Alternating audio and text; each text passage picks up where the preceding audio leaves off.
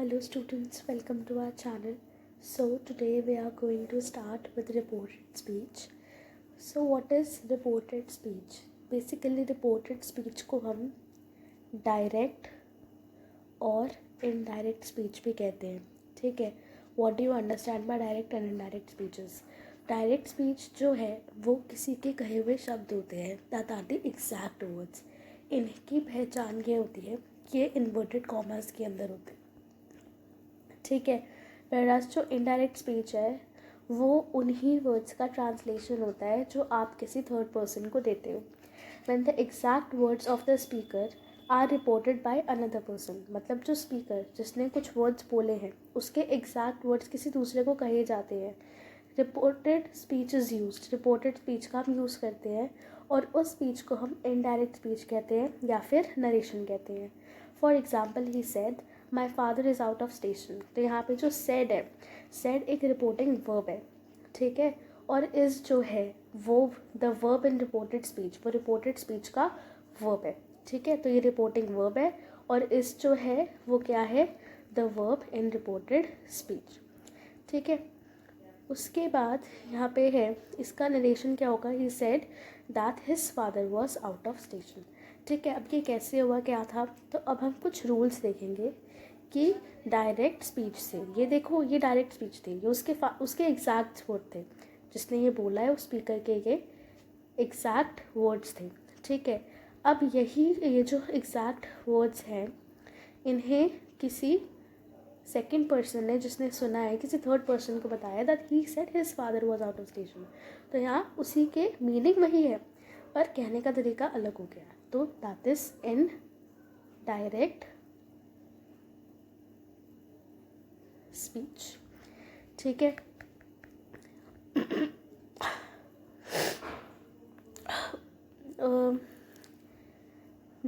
The pronoun in the first or second person in direct speech is generally changed into third person in the indirect speech.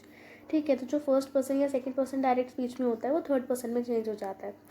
तो आई जो होता है वो ही या she में change होता है, वी दे में चेंज होता है, यू ही शी या दे में चेंज होता है, मी changes to him or her depending upon the gender of in the direct speech, my changes to his or her, our changes to their, us changes to them and your changes to his her या their. अब इन्हें कैसे use करते हैं ये हम कुछ examples में देखेंगे. तो देखो एक बेसिक रूल होता है डायरेक्ट इनडायरेक्ट स्पीच का कि जब हम डायरेक्ट से इनडायरेक्ट जाते हैं तो डायरेक्ट में अगर सिंपल प्रेजेंट होता है, सिंपल प्रेजेंट, तो वो simple present tense simple past tense में चेंज होता है. ठीक है. अगर सिंपल पास्ट है तो वो किसके अंदर चेंज होता है, वो पास्ट परफेक्ट में चेंज होता है. ठीक है. अगर प्रेजेंट कॉन्टिन्यूअस है तो वो पास्ट कॉन्टिन्यूअस में चेंज होता है और अगर पास्ट कॉन्टिन्यूअस होता है डायरेक्ट स्पीच में तो वो इनडायरेक्ट स्पीच में पास्ट परफेक्ट में चेंज हो जाता है.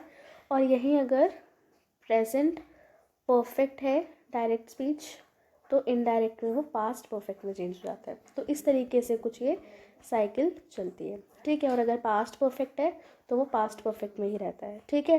तो अब हम इसके कुछ रूल्स देख लेते हैं, इसके थ्रू हमें और अच्छे से ये चीज़ें समझ में आएंगी. तो देखो, the verb in the simple present tense in the direct speech changes to simple past tense in the indirect speech. जैसे कि he said to me I am happy, he told me that he was happy. अब यहाँ पे एक rule और होता है कि रिपोर्टिंग वर्ब में जब said to होता है तो said to कन्वर्ट हो जाता है told में. वैसे तो अगर said है तो said का said ही रहता है, लेकिन इसके अंदर said के साथ अगर to लग जाता है तो वो told के अंदर कन्वर्ट हो जाता है. ठीक है. यहाँ पे जो वर्ब है डायरेक्ट स्पीच में एम, वो वॉज के अंदर चेंज हो जाता है. The verb in the simple past tense changes to past perfect tense in the indirect speech. जो सिंपल पास्ट होता है वो पास्ट परफेक्ट में चेंज हो जाता है. जैसे he said to me I was happy changes to he told me that he had been happy, क्योंकि पास्ट परफेक्ट टेंस में हैड बीन आ जाता है. The present continuous tense in the direct speech changes to past continuous tense in the indirect speech. जैसे कि he said the teacher is teaching in the classroom changes to he told me that the teacher was teaching in the classroom. ठीक है, यहाँ पे वैसे told इन्होंने लगा दिया है, बट वैसे यहाँ पे said ही आएगा. ठीक है, he said that. ठीक है, he told me नहीं आएगा. If the direct speech contains present perfect tense, it changes to past perfect tense. Present perfect है तो वो past perfect में change हो जाता है.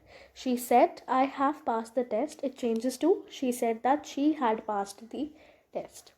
If the direct speech contains a statement about universal truth, अगर कोई ऐसी statement है जो एक universal truth है जो कभी change नहीं हो सकता, और a factual statement मतलब जो सच बातें हैं, तो there is no change of tense. कोई भी टेंस जो है वो चेंज नहीं होता है डायरेक्ट स्पीच के अंदर. जैसे कि the teacher said the sun rises in the east, the teacher said that the sun rises in the east.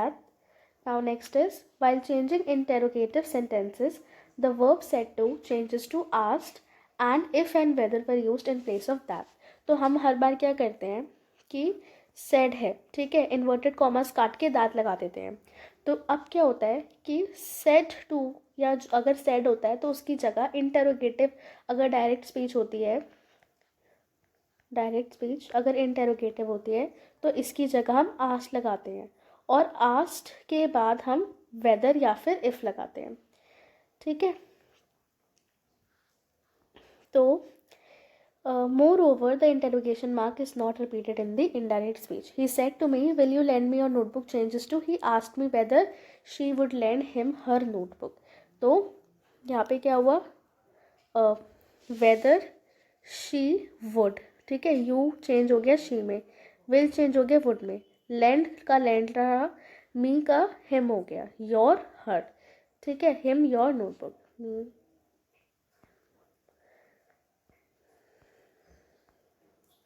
Okay, then we have, अगर कॉन्वर्जेशन होती है और इम्पेरेटिव सेंटेंसेस हैं तो सेट टू जो है वो ऑर्डर्ड, एडवाइज्ड, रिक्वेस्टेड, सजेस्टेड या प्रपोज्ड में से किसी वर्ड में चेंज हो जाता है डिपेंडिंग अपॉन द सिचुएशन. ठीक है, और जो दैट है कनेक्टिंग के लिए वो यूज़ नहीं होता. जो इन्वर्टेड कॉमास होते हैं इनको हटा के दैट का यूज़ इसमें भी नहीं होता है. क्या यूज़ होता है, टू. किसका यूज़ होता है, टू का. My father said to me drive carefully on the wet road.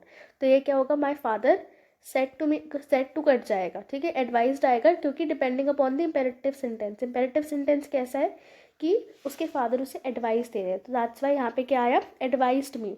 तो एडवाइज्ड मी के बाद यहाँ पे इन्वर्टेड कॉमास जो है वो हटा के हमने क्या लगाया, to, drive carefully on the wet roads. ठीक है, और हमने यहाँ पे कुछ चेंज नहीं किया. Then we have for exclamatory sentences the verb changes to exclaimed with joy. तो exclaimed with joy, sorrow, surprise, wished ऐसे words का यूज़ किया जाता है. जैसे कि आकाश said it's going to be a great match. तो आकाश said it's going to be a great match, यहाँ exclamatory mark है, so you know कि ये exclamation sentence है. तो यहाँ पे आएगा आकाश said की जगह exclaimed in excitement या फिर exclaimed in joy. ठीक है, that यहाँ पे इन्वर्टेड कॉमास हटा के दैट ही आता है. ठीक है, it was going to be a great match, तो it is going to be a great match it was हो गया, क्योंकि सिंपल प्रेजेंट जो है वो सिंपल पास्ट में चेंज हो जाता है. ठीक है, note there is no change in the helping verbs. जो हेल्पिंग वर्ब्स होते हैं जैसे कि would, should, could, might, had, ये डायरेक्ट स्पीच और इनडायरेक्ट स्पीच में सेम रहते हैं. जैसे he said to me could I come to your house in the afternoon changes to he asked me if he could come to my house in the afternoon. ठीक है, अब यहाँ पे कुछ डायरेक्ट स्पीचेस और इनडायरेक्ट स्पीचेस है. जैसे कि दिस है, दिस दैट में चेंज होता है, दीज दोज में, हेयर देयर में, नाउ देन में, today that day, tonight that night, yesterday the day before. So you have to learn all this. ठीक है, now we have one question with us, that is, where are you going, Sam? I am going to the library. Which book will you borrow? I'll try to get one book by the Dickens. ठीक है, तो ये हमारे पास question है. Now we have to answer this question. So ये कैसे करेंगे कि फर्स्ट ऑफ ऑल हम यहाँ पे चेक करेंगे कि सेंटेंसेस किस. So here Dhruv where are you going Sam, तो ये इंटेरोगेटिव सेंटेंस है, राइट.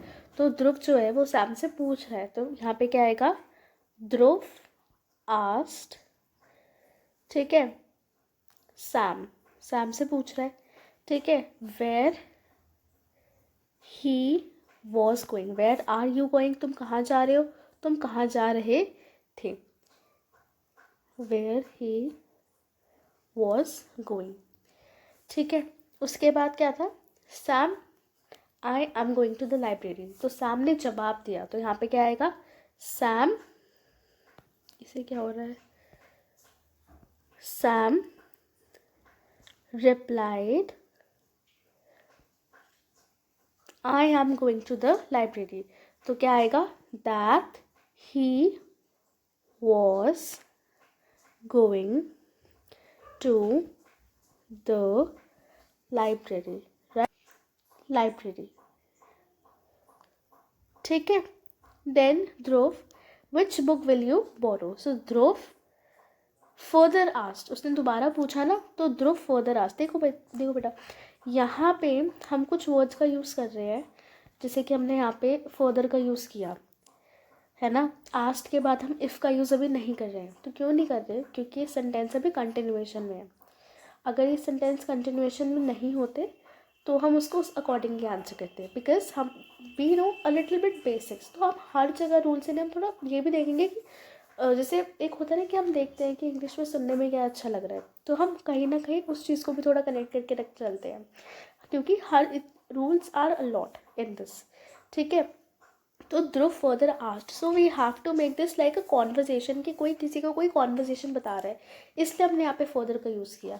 इसमें ऐसा नहीं कहोगे कि आप यहाँ पे कोई रूल है तो हमने रूल के अकॉर्डिंग नहीं किया, हमें यहाँ पे पूरा पैराग्राफ बनाना है, ठीक है, सेंटेंसेस का यूज़ करके, तो हम कुछ वर्ड्स हमें यूज़ करने ही होते हैं, ओके। तो इसलिए यहाँ पे इन वर्ड्स का यूज़ किया गया है। तो Dhruv further asked which book he would borrow, which book he would borrow, ठीक है। तो Sam reply, I will try to get one book, good book by Dickens, तो Sam replied, और जगह ख़त्म हो गई है, कोई बात नहीं, ओवरराइट कर लेंगे। Sam replied that he would try, तो ही विल का ही वुड हो गया, ठीक है, he would try to get one good book by Dickens, ठीक है। तो विल का चेंज किसके अंदर हो गया, वुड का, तो मैं यहाँ से इसको हटा रही हूँ ताकि आप ये क्वेश्चन देख पाओ अच्छे से। So this is question for you, you have to solve it, और इसका आंसर भी अगेन आपको डिस्क्रिप्शन में मिल जाएगा, ठीक है। With this we have finished our narration वाला टॉपिक। मैं आपको हर एक का एग्जाम्पल एक बार और एक्सप्लेन कर देती हूँ ताकि कोई कन्फ्यूजन ना रह जाए। देखो, ही सेड टू मी, तो he said to change to told, तो ही सेड टू का हो गया टोल्ड मी, ठीक है। इन्वर्टेड कॉमर्स को हटाएंगे तो दैट आएगा, और I am happy changes to he was happy, ठीक है। नेक्स्ट यहाँ पे ही सेड टू मी, तो सेड टू चेंजेस टू हटेगा टोल्ड, ठीक है। इन्वर्टेड कॉमर्स हटे तो दैट लगा, I was happy, he had been happy, क्योंकि सिंपल पास्ट परफेक्ट में चेंज हो जाता है, ठीक है। उसके बाद यहाँ पे we have the teacher is teaching in the classroom, तो ही सेड, तो ही सेड का मतलब ही सेड ही रहेगा, ठीक है। यहाँ अगर आप टोल्ड में भी लिखना चाहो तो लिख सकते हो। इन्वर्टेड कॉमर्स हटेंगे तो दैट लगेगा। द टीचर इज़ टीचिंग, तो क्योंकि प्रेजेंट में दे रखा है पास्ट में चेंज होगा, so the teacher was teaching in the classroom हो जाएगा।